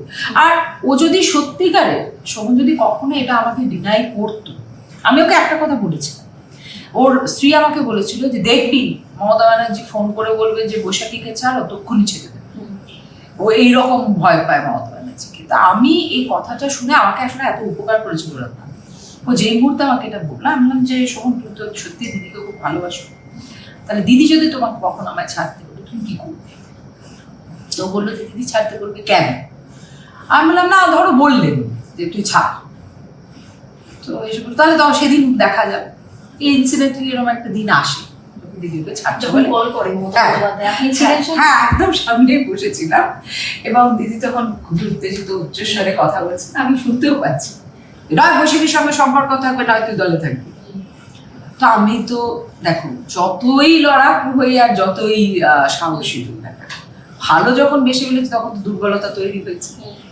আমি তখন ভাবছি যে আমার কাছে কোনটা গুরুত্বপূর্ণ হবে, শোভনকে হারানো না শোভনের সম্পর্কে যে চিত্রটা ছিল সেটা হারিয়ে যাওয়া। কারণ ও যে মুহূর্তে এরপরে মুখ খুলবে যে বৈশাখী আমাকে তো দিদি বলছে তাহলে লেটস পার্ট, তা আমি তখন নিজেকে প্রশ্ন করছি যে আমি ঠিক কি করব। তো আমি নিজেকে উত্তর পেলাম যে আমি অ্যাকচুয়ালি কিছু করবো না। আমি ভাববো অন্য সরীসৃপদের মতো ওরও কোনো মেরুদণ্ড নেই, ও একটা মেয়ের সঙ্গে ততক্ষণ মিশেছে যতক্ষণ কনভিনিয়েন্ট হচ্ছে, একটা কনভিনিয়েন্সের সম্পর্ক ছিল, ওভার হয়ে গেছে, now it's time to say good bye. তো ও ফোনটা রাখলো, ফোনটা রেখে ও ওয়াশরুম গেল, ফিরে এসে আবার দেখি ওই কি একটা খাবার দিয়েছিল, ও খেতে খেতে খাবারটার কথা বলছে, হ্যাঁ একদম শান্ত। তো আমি বললাম যে কি হলো কিছু বলছো না? বলে কি বলবো? আমি দিদি যে ফোন করলো, হ্যাঁ ফোন করলো। আমি বললাম না তোমাকে কি বললেন? দিদি কি বললেন তা তো আমি কখনো তোমায় বলি। আমি বললাম না আমি বুঝতে পেরেছি। বলছে তাই বুঝতে পেরেছো? তাহলে ভালো হয়েছে। আমি বললাম যে তাহলে তুমি আমায় ছেড়ে দেবে? ওই একটা দিনই আমি ওকে প্রশ্ন করেছি তাহলে কি তুমি আমায় ছেড়ে দেবে? উত্তরটা ছিল যে কেন তুমি আমার দলের ক্ষতি করেছো, তুমি আমার কোনো ক্ষতি করেছো? তো যতক্ষণ আমি দেখবো যে তুমি এই দুটো কোনোটা করছো না, তোমাকে ছাড়ার তো প্রশ্নই ওঠে না। উনি আমার দলনেত্রী, দলের ব্যাপারে যা কথা বলবেন ওটার সিদ্ধান্ত ওনার ফাইনাল। উনি যদি আমার ব্যাপারেও সিদ্ধান্ত নেন ওটাও ফাইনাল, যে শোভন তুই এক্ষুনি আত্মাহুতি দে, তুই এক্ষুনি বেরিয়ে গিয়ে মাঝ রাস্তায় আমার নাম নিয়ে চিৎকার করা, আমি এটা করবো। কিন্তু আমার ব্যক্তিগত স্তরে আমি কার সঙ্গে মিশবো, কি খাবো, কি করবো, এটা আমার নেত্রীর সিদ্ধান্ত হতে পারে। কাজে এই সিদ্ধান্ত মানার কোনো জায়গা নেই। এটা আমি তোমায় ভালোবেসে মানছি না তা না, এটা আমার নিজের আত্মসম্মানকে আমি গুরুত্বপূর্ণ মনে করি বলে এটা মানি। স্টিল নাও পর্যন্ত এত প্রেমিক আপনি দেখেছেন, স্কুলে পড়াশুনো পড়াকালীন, কলেজে পড়াশোনা পড়াকালীন, তারপর চাকরি জীবনের আগেও দেখেছেন এত প্রেমিক। শোভন বাবুকে বাকি প্রেমিকদের থেকে কি করে আলাদা করবেন? বা জেনজি যারা রয়েছে তারা এখন বলে যে প্রেমিকরা একটু ডিফারেন্ট কিছু বলে। ইদানিং আমরা সাম্প্রতিক দেখলাম টাওয়ারের উপর উঠে তাকে বিয়ের জন্য প্রস্তাব দিয়েছেন, রিং সেরিমনি করেছেন। শোভন বাবুকে বাকি প্রেমিকদের থেকে কিভাবে আলাদা করে রাখবেন? দেখো, আসলে আমি মনে করি যে আমার জীবনে একটা যদি প্রেমিকের রংধনু হয়, তো প্রচুর প্রেমিক, হ্যাঁ, মানে এত বেশি প্রেম দেখেছি আর এত অপ্রেম পেয়েছি যে আমার পক্ষে পুরুষের উপর আস্থা রাখা খুব মুশকিল ছিল। আই যে হেট ম্যান, মানে শোভন আমার জীবনে যখন এসছে incidentally had very poor opinion about men. আমার খালি মনে হতো যে এরা আমাদেরকে কখনো খালি গার্ল দেখে, কখনো বেড পার্টনার দেখে, কখনো একটা ভালো শরীর দেখে, এর বাইরে কিছু না। আমাদের মেধা, আমাদের অন্তরাত্মা যেটা থাকে, মেয়েদের সত্তা থাকে, নারী সত্তা, মাতৃত্বের সত্তা, সেই জায়গাটাকে কেউ অ্যাপ্রিসিয়েট করার মতো নেই। শোভন একদম সেই জায়গাটায় দাঁড়ায়, যেখানে ও হচ্ছে সেই সবটা যেটা আমি একটা পুরুষের মধ্যে খুঁজতাম, কিন্তু একটা সময় খোঁজা বন্ধ করে দিয়েছিলাম, because I never use to get, এবং তারপরেও পাইনি। এই নয় যে শোভন আমার জীবনে আসার পরে কিন্তু প্রেমের ঘটনাটা হঠাৎ করে একেবারে পিছিয়ে গেছে। যারা একেবারে বদমাইশি প্রস্তাব দিত নেতা মন্ত্রীরা, তারা পিছিয়ে গেছে, কিন্তু প্রেমে এখনো পড়ে। কিন্তু আমি দেখেছি যে শোভনের প্রেমটা হচ্ছে 100% কমিটমেন্ট। মানে ও আমার জন্য 10 তলা থেকে ঝাঁপ দিতে পারবে কি পারবে না, এটা আমার কখনো এ ধরনের অবাস্তব ওর কাছে আমি প্রশ্ন করি না, কিন্তু আমি জানি বাস্তবে যা যা ভাবে সম্ভব ও সেইভাবে আমার পাশে আছে। এবং এটা প্রেম, এটা ভালোবাসা, এটা কি বা তার থেকেও বেশি কিছু, সেইটা আমি জানি না, কিন্তু আমি এইটুকু জানি যে আমার জীবনটা অসম্পূর্ণ যদি শোভন না থাকে। এটা হচ্ছে আমার কাছে লাস্ট কথা। সেখানে আমি ওকে কারোর সঙ্গে কম্পেয়ার করার মতো পাইনি। ওর কোনো প্রতিদ্বন্দ্বী নেই।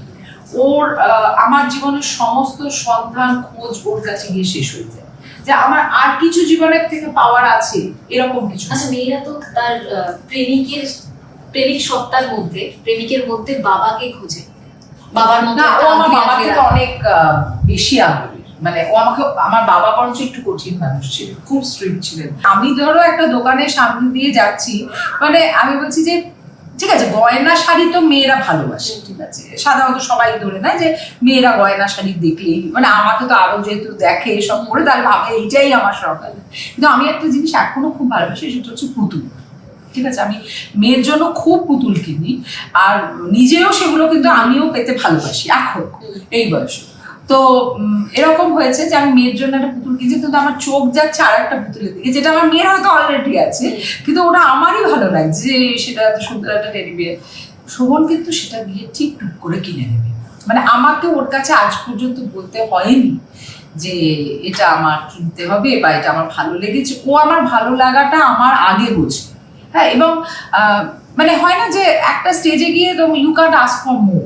আমার ঈশ্বরের কাছে আর কিছু চাওয়ার নেই। আমি মেয়েকে বলি যে তোর মতো একটা সন্তান দিয়েছে, শোভনের মতো একজন মানুষকে দিয়েছে জীবনে, আমার বাবা মার মতো এরকম ভালো বাবা মা দিয়েছে, বন্ধু বান্ধবরা এত জেনুইন, যে আমাকে যখন লোকে প্রশ্ন করে না যে এত এত রকম ট্রোলিং, এত অত্যাচার, এত ভয়, মানে এটা তো আমাকে তো শুধু অত্যাচারটা যে কথা বলে শেষ হয়েছে তা নয়, আমাকে মারার চেষ্টা হয়েছে, আমাকে বিপদে ফেলে দেওয়ার চেষ্টা হয়েছে, কিন্তু বিশ্বাস করো আমাকে না কিচ্ছু টাচ করে। মানে আমার এই বলয়টা এত স্ট্রং, আমি সেই দিক দিয়ে না বোধহয় ভীষণ লাগে। আপনি তো আপনি যেটা বলেন যে শোভনবাবু শান্তভাবে সবকিছুটা শোনেন, যেটা করার থাকে করেই দেন, তিনি বলেন না মুখে।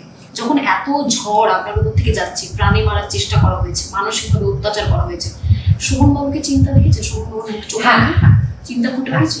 একদম খুব চিন্তিত থাকতো, মানে থাকতো বলে না এখনো। মানে আমি বলছি যে লাস্ট যে দুর্ঘটনা আমার সঙ্গে ঘটেছে, যখন ও একটা ইম্পর্টেন্ট মিটিং এ ছিল, কিন্তু যেই মুহূর্তে আমার কান্না শুনেছে, মেয়ের কান্না শুনেছে না, ওই মুহূর্তে ওর কাছে সবকিছু ইনমেটেরিয়াল হয়ে গেছে। ও কিন্তু তক্ষুনি চলে এসছে, এবং এখন রেজিম চেঞ্জ হয়ে গেছে। আগে যতটা সবুজ চ্যাটার্জি বলছি বলে যারা ফোন ধরতো, আজকে সেই ফোনগুলো ধরে না।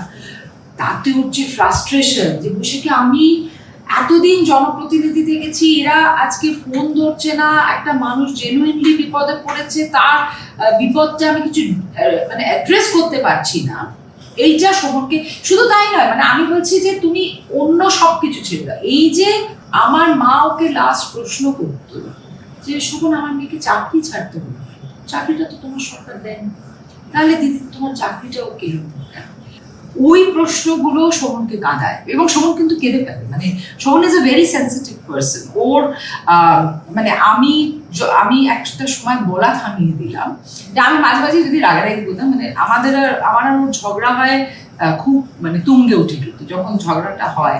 আগেও খুব শান্তভাবে আমার সবকিছু কথা শুনে নিত, এখন একটু ইমপেশেন্ট হয়ে গেছে, এখন মাঝে মাঝেই তর্ক লাগে। হ্যাঁ, তো তর্কটা হয়তো একদম জেনিতে পৌঁছে গেছে, তখন মনে হবে যে আর কেউ কারো মুখ দেখবো না।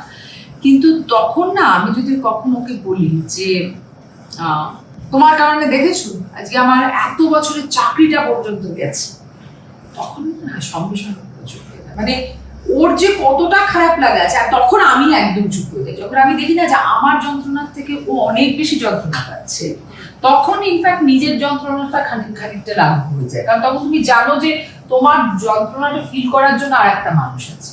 তো শোভন সেই বিষয়টা সবসময় খুব চিন্তিত থেকেছে, শুধু আমার না, আমার মেয়েরও যদি একটু কিছু হয়, মানে ওর মধ্যে না ওই আদিত্যতা নেই যে তুমি আমাকে বাপি বলো, তুমি আমাকে বাবি বলো, এসব কখনো হয়তো আমার মেয়েকে করতে যাবে। কিন্তু আমার মেয়েকে এত সুন্দরভাবে ও আগলে রেখেছে। আমার মেয়ে জানে যে ওর কাছে কিন্তু বাবা মা আমি, মানে এখনো ফাদার্স ডেতে আমি একটা কার্ড পাই, সবসময় সে লিখবে যে তুমি আমাকে বাবা আর মা দুজনের ভালোবাসা দিয়েছো, তার কাছে এই দিনটা তোমার। কিন্তু শোভনকে লেখার সময় লেখে যে you are more than my father. তো এই জিনিসটা আমার খুব ভালো লাগে, যে এই যে নিজের যে ভীষণ অন্য অন্য ভূমিকা আছে, সেইটাকে ভীষণ রিলিজিয়াসলি দেখায়। নিজের মাকে দেখে মেয়ে এত অল্প বয়সেই এখন থেকে ভীষণভাবে ম্যাচিওর। ভীষণ বা মানে আপনি এবং শোভন বাবু দুজনেই রাজনীতির সাথে সক্রিয়ভাবে জড়িত রয়েছে, রাজনীতি থেকে দূরত্ব করলেও রাজনীতি কখনো হাত ছাড়বে না আপনাদের। মেয়ে কখনো বলেছে যে রাজনীতিতে ভবিষ্যতে যেতে পারি না? হেট করে, ভীষণ হেট করে রাজনীতি। এখন পর্যন্ত যা দেখি ওর রাজনীতির প্রতি একটা তুমুল বিতৃষ্ণা আছে। তো আমি যখন ওকে এনেছিলাম তখন আমার মনে হচ্ছিল যে আমি পারবো তো, মানে কত সময় আমি তোমায় বলছি যে কত কি সহ্য করেছি শুধুমাত্র বাচ্চাটা মুখছিল, যে ওকে স্কুলে কে নিয়ে যাবে, আমার তো চাকরিতে যেতে হবে, তাহলে এটা সহ্য করবো, তাহলে আচ্ছা ঠিক আছে এই অপমানটাও সহ্য করবো। কিন্তু শোভন না প্রথম মানুষ ছিল যে আমাকে বলেছিল যে একটা বাচ্চা বড় করতে এইরকম অপমান সহ্য করতে হবে একটা মেয়েকে, মেয়ে এক্ষুনি বেরো, এক্ষুনি বেরিয়ে ওকে নিয়ে চলে এসো।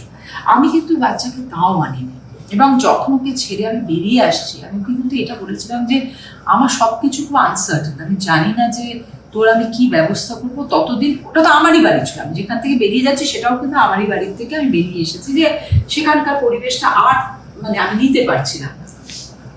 তো আমাকে মানে তখন 3.5 বছর বয়স, বাবা বলছে মাম্মা তুমি যাও, আমি জানি তুমি আমাকে যেদিন নিয়ে যেতে পারবে সেদিন নিয়ে যাবে। তো ওর না ওই বিশ্বাসটা কাজ করেছিল যেন আমার সেই দিন থেকে একটা ঘন্টা কাটতো না যে আমি পুরো ব্যবস্থা করবো, তাহলে ওকে আমি নিয়ে এসে কোথায় রাখবো, তাহলে ওকে স্কুলে কে নিয়ে যাবে, আমি চাকরি যখন করবো তাহলে কে ওকে দেখবে। ওই পুরো সেট আপটা আমি যেই 3 মাসে করতে পারলাম, আমি ওকে নিয়ে চলে এলাম, এবং সেই থেকে আমার আর ওর একসঙ্গে একটা যাপন শুরু। ওকে আমি হয়তো বলে গেছি আমার আসলে খুব দেরি হচ্ছে, 3টে বেজে গেছে, আমার না খেয়াল নেই ওকে বলা যে তুই শুয়ে পড়, ও বসে আছে যে মা এসে পড়া ধরবে, আমি হয়তো এসে ওকে বলা শুরু করলাম কি হলো তুই শুসনি এখনো, দেখেছিস তো এইরকম অবাধ্য মেয়ে হচ্ছিস। ও তখন কিন্তু চলে গেল হ্যাঁ রেডি করতে। তারপর শোনা মামা তুমিই তো বলেছিলে না পড়াটা দিতে, ওই জন্যই বসেছি।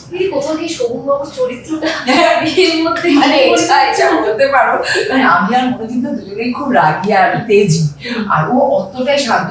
শোভন অনেকটা আমার মার মতো, আর আমার মেয়ে আমার মার আর শোভনের ওয়ার্চু নিয়ে বোধহয় জন্মেছে। হ্যাঁ, ও অতটাই শান্ত আর বয়স।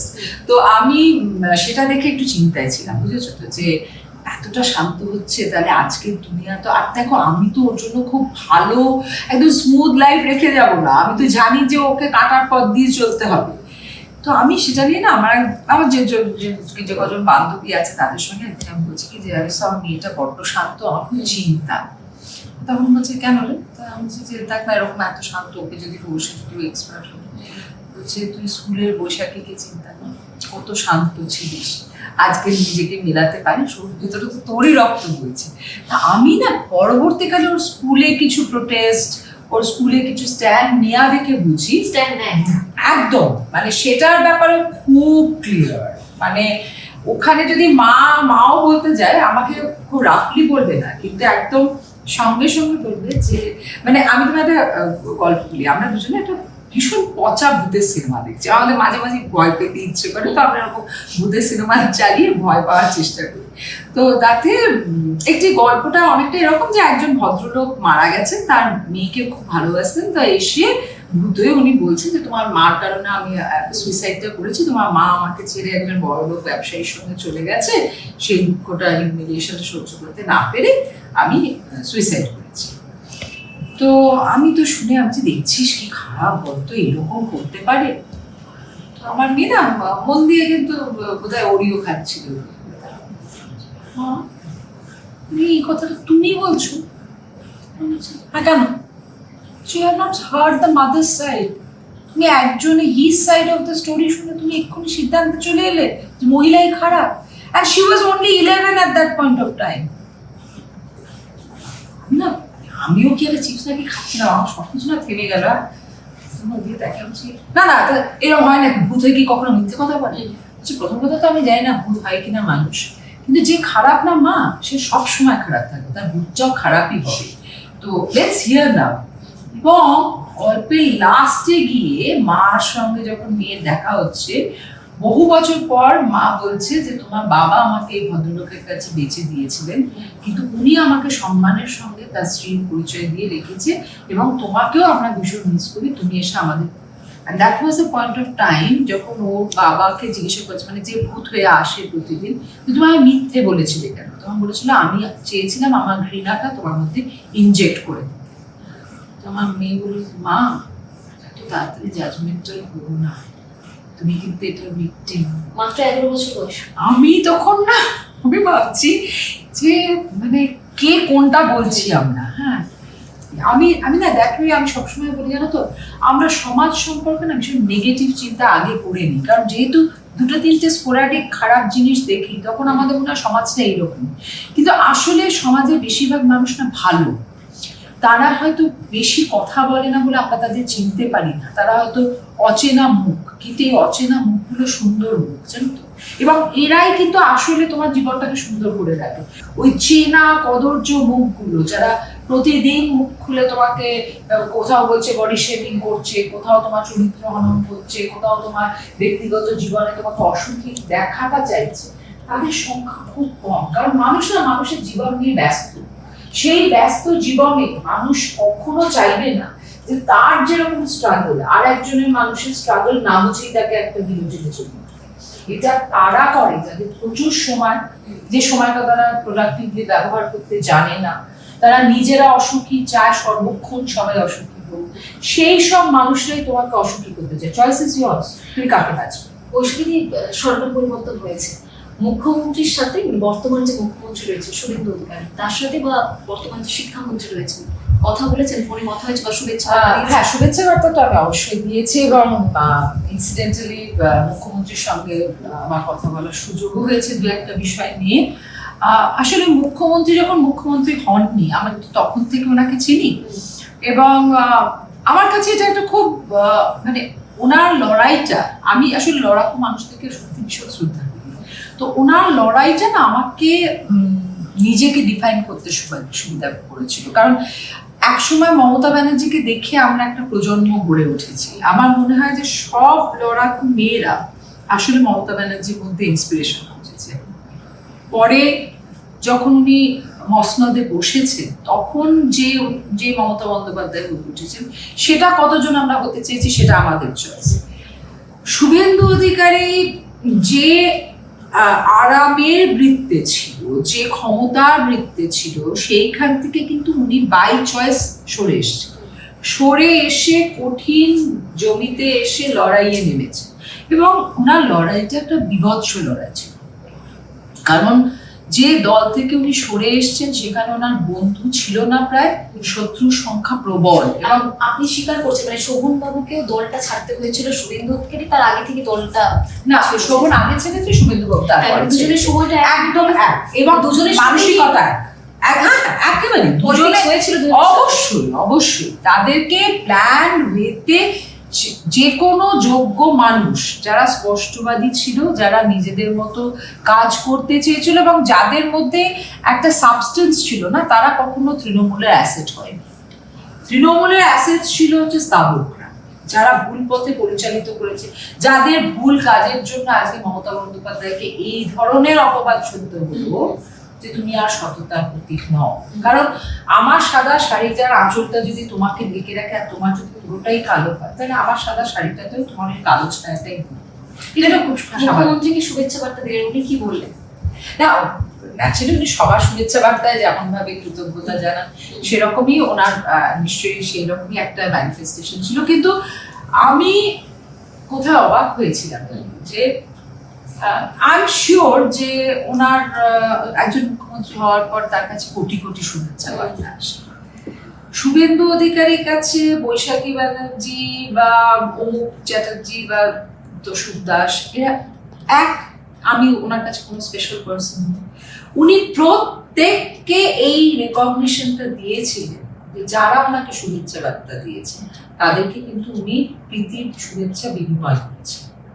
এইটা না শাসকের আসল চেহারা হচ্ছে, যে যখন উনি শাসকের জায়গায় বসে পড়েছেন, সরকারটা তো আমাদের সকলের, মানে আমার এই কথা বলবো এবং তারপরেই লোকের একটা জায়গায় মনে হবে যে শুভেন্দু অধিকারী সম্পর্কে ভালো কথা বলছে, মানে বোধ হয় বিজেপিতে যোগদান বা শুভেন্দু অধিকারী ঘনিষ্ঠ হওয়ার চেষ্টা করছে।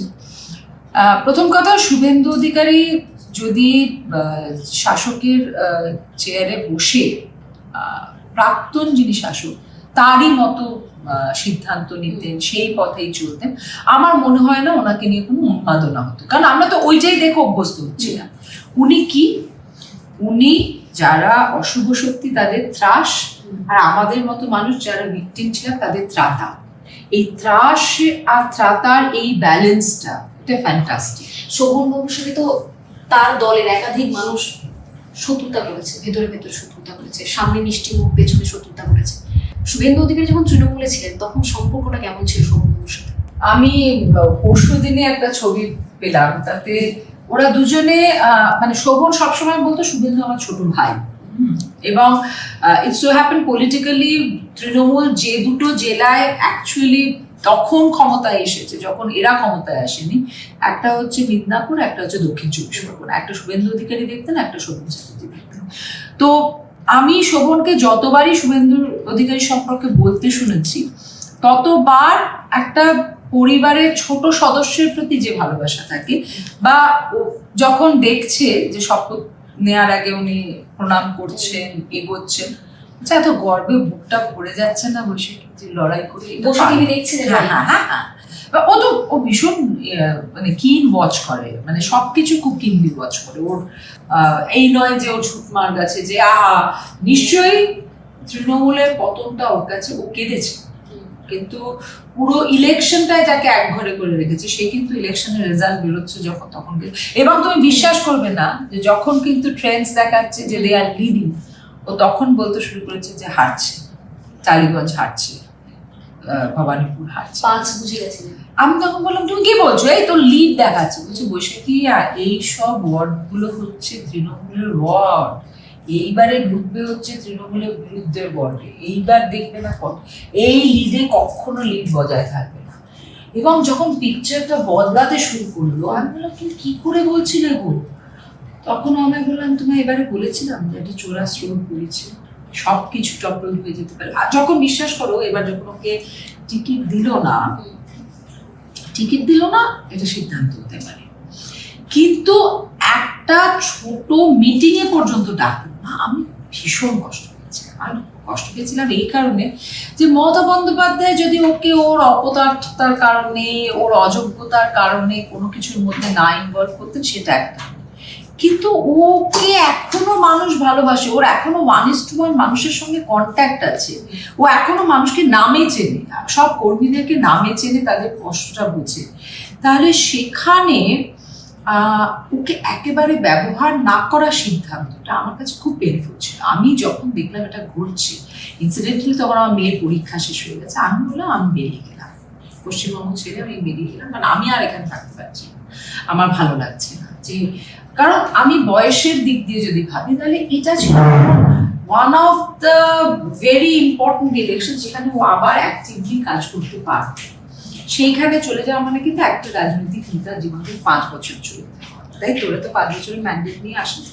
তো সেই জায়গায় দাঁড়িয়ে আমি বলছি যে আমি সেইটা যেই মুহূর্তে দেখেছি আমার খুব শোভনবাবুকে যে বসিয়ে রাখবে, মানে পুরনো মমতা বন্দ্যোপাধ্যায়ের সঙ্গীদেরকে বসিয়ে দেওয়া হয়েছিল এবং যুবরাজের যারা অনুগামী রয়েছে তাদের একটা এটা কি সত্যি আমি জানি না, কারণ আমি তোমায় বলছি যে অভিষেক বন্দ্যোপাধ্যায়ের সম্পর্ক কেমন?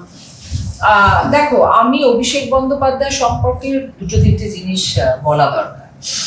এক হচ্ছে, আমি শুনেছি যে শোভন চ্যাটার্জি তৃণমূলের মধ্যে যদি 1 নম্বর শত্রু কেউ থেকে থাকে, যার ইচ্ছেতে শোভনকে সরতে হয়েছে, সেটা হচ্ছে অভিষেক ব্যানার্জি। ওয়ান্স এগেইন এটা আমার শোনা, উপলব্ধিটা যার কাছে আছে সে জীবনে মুখ খোলে না, সেটা হচ্ছে শোভন চ্যাটার্জি। ঠিক আছে, শোভনকে আমি যতবার এই ব্যাপারে কথা বলার চেষ্টা করেছি, ও বলেছে আমি দল করেছি দিদিমণিকে দেখে, ব্যাস এইটুকু। তারপরে হচ্ছে অভিষেককে আমি জন্মাতে দেখেছি, ও আমার খুব স্নেহ। কিন্তু তার বাইরে বেরিয়ে, হ্যাঁ, ও যখন বিজেপি জয়েন করেছে, যেটুকু আক্রমণ একটা রাজনৈতিক আক্রমণ করে, কিন্তু ব্যক্তিগত স্তরে আমি আর ও কখনো চা খেতে খেতে বসে আমি ওকে অনেক সময় কথা তুলেছি, কিন্তু ও সেই কথার কোনো উত্তর দেয়নি আজ পর্যন্ত। কাজে আমি জানি না এদের ব্যক্তিগত সম্পর্ক কেমন ছিল। vis-a-vis অভিষেকের যা আমি শুনেছি, সেটা হচ্ছে যে আমি শুনেছি আমার চাকরি ক্ষেত্রে উনি চেয়েছেন আমাকে সরানো হয়েছে, এমনকি আমার ব্যবসার ক্ষেত্রে পর্যন্ত ওনার হয়ে কেউ এসে বলছিল যে বৈশাখী ব্যানার্জিকে ব্যবসা থেকে সরিয়ে দেওয়া হোক, এটা অভিষেক বাবু চাইছেন। এখন অভিষেক বাবু কতটা চাইতেন সেটা আমি জানি না, কিন্তু এটা ঠিকই যে আজ পর্যন্ত যে বাড়িটা আমি কিনেছি, সেই বাড়িটা রত্না চ্যাটার্জি যখন দখলে রেখেছেন, তখন বলেছে যে অভিষেক ব্যানার্জি বৈশাখীকে জীবনে ঢুকতে দেবে না। হ্যাঁ, আমি এই কথা শুনতাম যে বাড়ির মধ্যে এসে আমার লাশ ফেলে দিতে পারে অভিষেক ব্যানার্জি চাইলে পরে। এবং আজ যে জাহাঙ্গীর ঘুরে বেড়াচ্ছে, সেই জাহাঙ্গীর বাহিনীকে আমি দেখেছি আমার বাড়ি ঘেরাও করতে 500 লোক দিয়ে, যখন আমি রায়চৌকি দিচ্ছি। তো এসব আমি ফেস করেছি। অতএব অভিষেক ব্যানার্জির সঙ্গে আমার সম্পর্কের শুরুটা হচ্ছে কি দিয়ে? ত্রাস দিয়ে, ভয়, ভীতি, চাকরি চলে যাওয়া এইরকম ফোবিয়া দিয়ে, মানে ফোবিয়া ইজ দ্য রাইট, ঠিক আছে। এবং একটা সময় আমি এরকম বলতাম শোভনকে যে শোভন, এটাই যদি সত্যি হয় যে উনি এত ইগোইস্টিক আর আমি ওনার বিরুদ্ধে এত কথা বলেছি, কারণ আমি না যখন রাজনৈতিক বিশ্লেষক হিসেবে বসতাম, তখন আমাকে একবার বলা হলো যে আপনার অভিষেক বন্দ্যোপাধ্যায় সম্পর্কে কি ওপিনিয়ন। তো তখন উনি সদ্য মানে প্রথম ইলেকশন করছে, তা আমি বললাম কে অভিষেক বন্দ্যোপাধ্যায়? তখন অ্যাঙ্কার বলছেন যে ওই মমতা বন্দ্যোপাধ্যায়ের ভাই। আপনি উত্তর দিয়ে দিন। তো যে এখনো নিজের সম্পর্কে কোনো পরিচয়ই গড়ে তুলতে পারলো না, মমতা ব্যানার্জি ভাইপোটাই তার পরিচয়, তাকে নিয়ে আলোচনা আমি বসবো কেন? আমি তো কারো ভাইপো, বোনজি, ভাই বোনকে নিয়ে আলোচনা করতে আসিনি। আমি রাজনৈতিক নেতা যারা নিজেদের দমে লড়াই করে উঠে এসেছে তাদেরকে নিয়ে আমি আলোচনা করতে রাজি আছি, কিন্তু এইসব ভাইপো ভাইজিদেরকে নিয়ে আমার ইন্টারেস্ট নেই। শেষ প্রশ্ন, আবার বাংলা, পশ্চিমবঙ্গ শোভন বৈশাখী জুটিকে রাজনীতির ময়দানে কবে দেখতে পাবে? দেখো, একটা জিনিস হচ্ছে রাজনৈতিক দিক দিয়ে জানি না, কিন্তু শাসনের দিক দিয়ে এটা একটা সুশাসনের সময়। তো আমি এইটুকু চাইবো যে শুভেন্দু অধিকারীর প্রশাসনে কোনো জায়গায় যদি শোভনের কোনো বিন্দুমাত্র ভূমিকা থাকে, শোভন গিয়ে সেটা পালন করুক। আমার যদি কোথাও থাকে আমি সেটা পালন করার চেষ্টা করব, কারণ সরকারটা সকলের। এবার আসছে হচ্ছে রাজনৈতিক দল হিসেবে বিজেপি জিতে এসেছে, লড়াই করে জিতে এসেছে, মানুষ তাদের ভোট দিয়েছে, তাদের কর্মীরা দীর্ঘদিন ধরে মার খেয়েছে। অতএব এই লড়াইয়ের যা যা পুরস্কার তাদের প্রাপ্য। তৃণমূল দলে আমরা ছিলাম, সেই দল আজ কত রকম তৃণমূলে ভাগ হয়ে গেছে সেটাই আমরা বুঝতে পারছি না। এটা খুব যন্ত্রণা। এটা আমি মনে করি যে আমাদের রাজনৈতিক ব্যাংক্রাপসির এটা একটা মানে সবচেয়ে কলুষিত অধ্যায়ের মধ্যে অন্যতম, যেখানে আমরা দেখছি যে প্রত্যেক দিন এটা ওটা দখলের জন্য 3-4টে করে স্প্রিন্টার গ্রুপ যাচ্ছে। তো সেই তৃণমূলের সঙ্গে আমরা নিজেকে রিলেট করতে পারছি না। রাজনৈতিকভাবে যদি আমরা কখনো ফিরি কোথাও, তাহলে সেটা থাকবে হচ্ছে সম্মানজনক কোনো একটা জায়গা।